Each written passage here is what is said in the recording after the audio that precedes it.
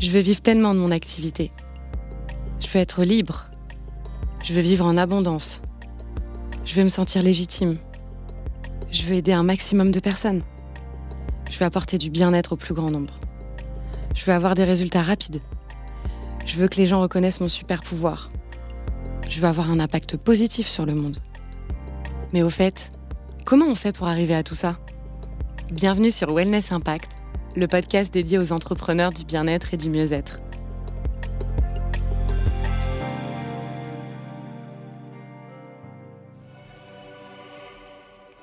La seconde édition du Sommet des professionnels du bien-être mieux-être est lancée. Dès le 28, 29 et 30 septembre, en live et directement de ton canapé, retrouve nos conférences, ateliers et interviews de nos experts pour te donner leurs meilleurs conseils afin de développer ton activité bien-être mieux-être. Retrouvez toutes les infos sur copleny.fr. Hâte de vous y retrouver.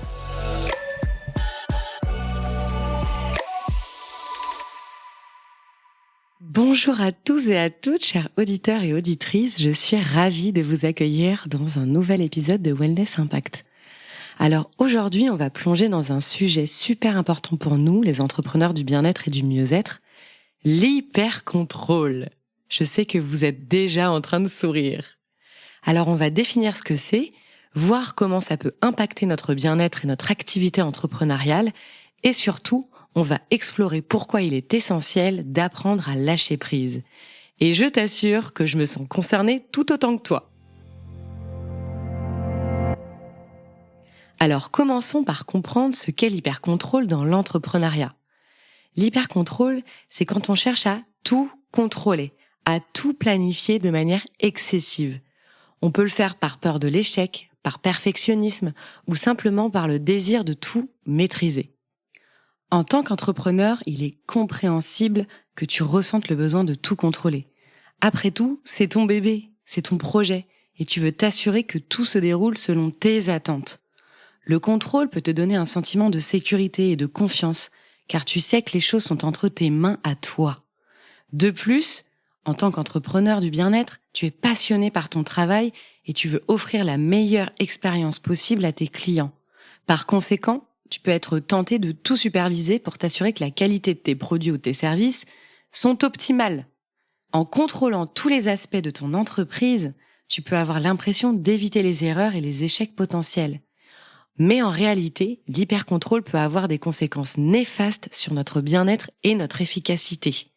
D'après une étude réalisée par l'Observatoire du stress et des mobilités professionnelles en France, près de 67% des entrepreneurs interrogés ont déclaré ressentir un niveau élevé de stress à cause de l'hypercontrôle.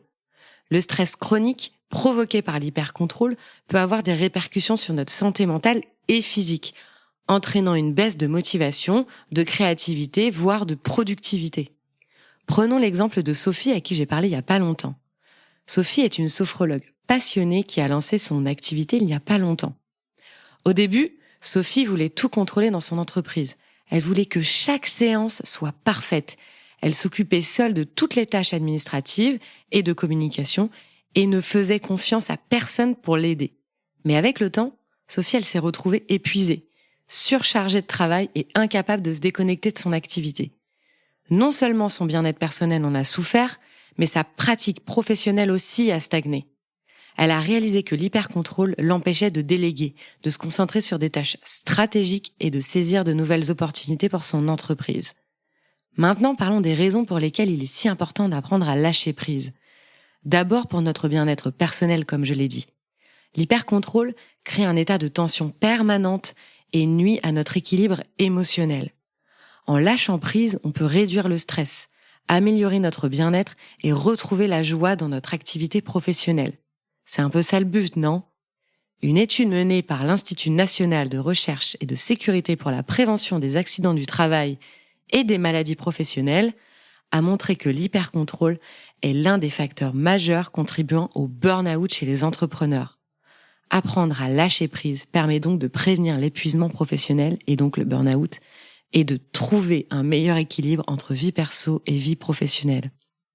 Une autre étude, publiée dans le Journal of Positive Psychology, a révélé que les personnes qui étaient capables de lâcher prise et de se détacher du besoin de tout contrôler présentaient des niveaux plus élevés de bien-être psychologique et émotionnel.